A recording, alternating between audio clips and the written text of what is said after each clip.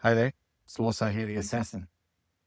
I was reading an article this morning from the Harvard Business Review about the global market research industry. It's worth $140 billion US. And this is generally an area that big business can tap into to help them to make decisions about products and marketing and where trends are going for certain industries and categories. Bear with me, I've had to make a few notes when I researched how this applies to our customer base, which is more small to medium enterprises based here in Australia.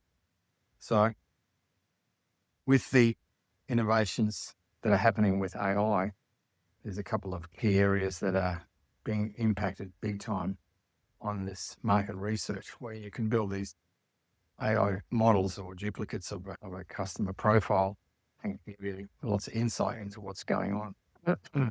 So how do I get better insights about my customer? How do I spend less on marketing while improving results? And how do I make decisions faster? So the same type of customer insights that used to require a research firm around $30,000 can be gathered with some simple AI tools. Now, a lot of this stuff is really complicated stuff on big data sets. It's going to be a year or two away, but there's a lot of stuff that we can do now that we couldn't do a long time ago to get you greater insights faster. So the new generation of AI research tools is just quite mind-blowing. So the first one was customer language research.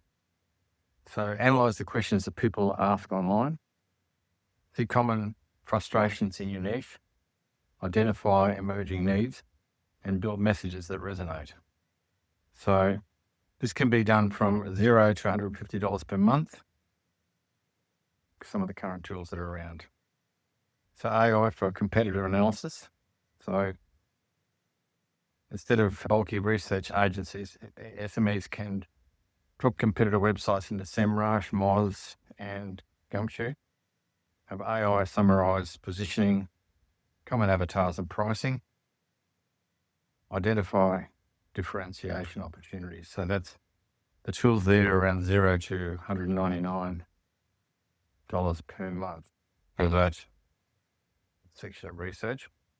Then we've got live customer feedback analysis. So you can summarize Google reviews, pull out recurring themes, highlight segment shifts, and spot new service opportunities. And most of those are free. The new products are service validation. So demand signals, sale objections, target demographic profiles, where they hang out online, and pricing sensitivity. That is pretty cheap, those tools. So the big thing that's missing, that is still the prevail of humans, thank goodness.